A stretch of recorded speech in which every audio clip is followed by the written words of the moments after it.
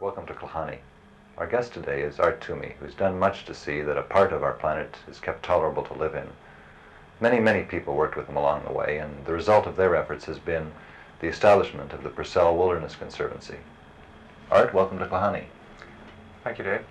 Can you tell me a little bit about this rather odd phrase, Wilderness Conservancy? I'm used to phrases like parks and national parks and wilderness parks and so on and so forth, but what is a conservancy? Well, this is the first wilderness conservancy in British Columbia, and as a designation, what it simply means is that the place is restricted from motorized travel, from any industrial interests like mining or logging, and it will be kept in its primitive state. Man only comes as a visitor.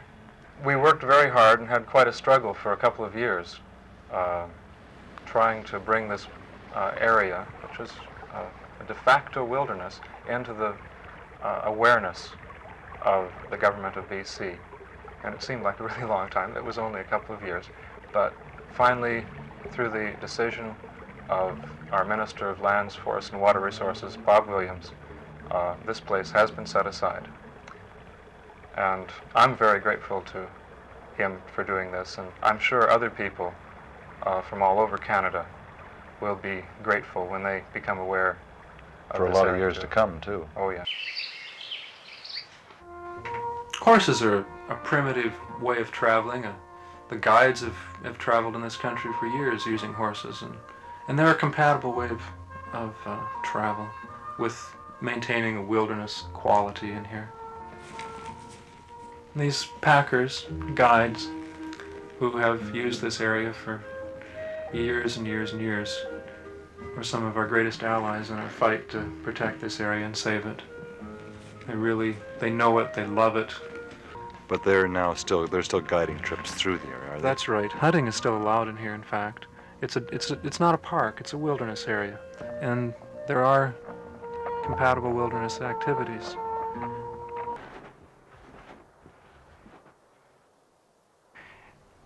Here we found some caribou tracks. Mountain caribou winter in this wilderness in the subalpine forest, spruce and alpine fir, subalpine fir.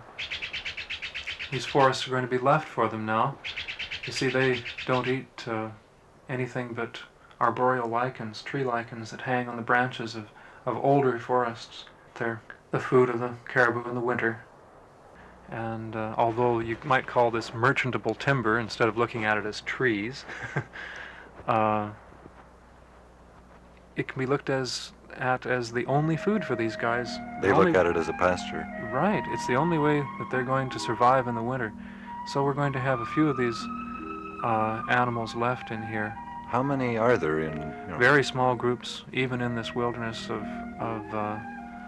15, 20 in a band, and only a handful of bands probably in the whole area. Is there any question of them becoming extinct, or? Of course there is.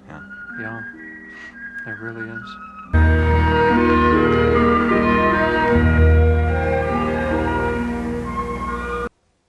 My friend Art Twomey is a natural scientist, a geologist to be specific, and a filmmaker with a message. In these days when we are gradually losing our balance in nature, his message is extremely urgent.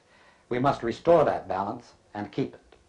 There are many corrective actions we can take, but one of them is to preserve the wilderness that is left to us. Art, welcome to Klahani, but before we watch your film, tell us something of its history. All right, Dan. I made this film a couple of years ago, before it actually was designated as a park, to take the people of BC, really, into a pristine wilderness area, to show them the wilderness values that are still extant there.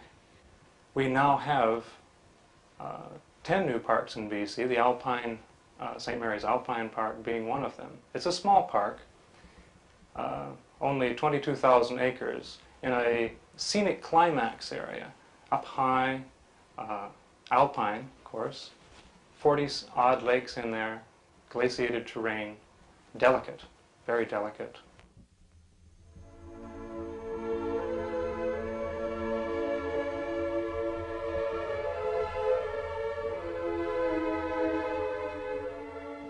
How far west of Kimberley is that, Art? It's about 35 miles by an old dirt road. And quite easily accessible? It's accessible even with a conventional car. Looking at the lakes from the air here, they're in a glaciated terrain, severely glaciated during the Pleistocene. Notice the high precipitous peaks composed of granite. You see, this is an area in a pristine state, as are many of the new parks that have been recently designated.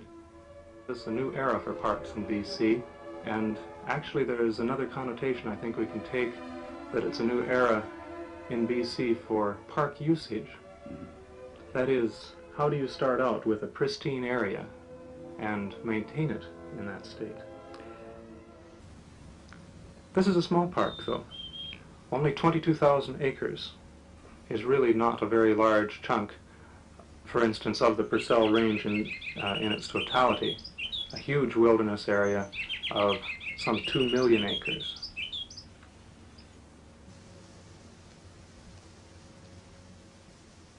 Is there very much wilderness left in British Columbia? Yes and no. We've got the tools now, you see, to change wilderness, to modify it very quickly. Where 20 years ago, it took quite a while for the wilderness to deteriorate. And here in the Purcell Range, where this small park has now been designated, we have the largest chunk of wilderness left in southern BC. It's on the order of 2 million acres of extant wilderness still left there. So the St. Mary's Park is part of this. Now, is what the Hartmans are doing here, is that typical of the kind of use that you see for this type of park? Oh yes, yes, there'll be no motorized vehicles, no roads or any of the like in this park. It will strictly be on foot travel, and they'll even be very careful about horse travel, allowing horse travel, because horse travel there's very little feed for them up here. What sort of people were interested in getting St. Mary's Park designated? It's amazing. There are all sorts of people involved, and they're not just what might be termed eco-freaks or environmentalists. There is an increasing awareness, and this is one thing that we're trying to promote with films like this, an awareness with the public about the values that are disappearing quickly in wilderness that should be protected for posterity.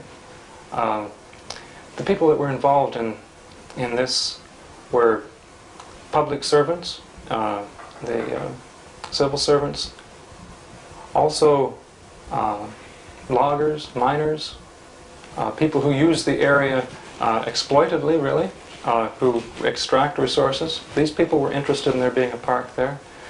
There were even people, I know of one lady in Kimberley who is crippled.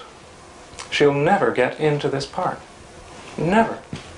She has no means. She's all right. But she's very concerned about its being there for her children. But even just conceptually, that there's a wild place on the map, that her children or someone can exercise the option of going there. And that's an important point, that it's not only the user who actually utilizes these wild park areas or wilderness areas, whatever you'd like to call them. It's everyone, really.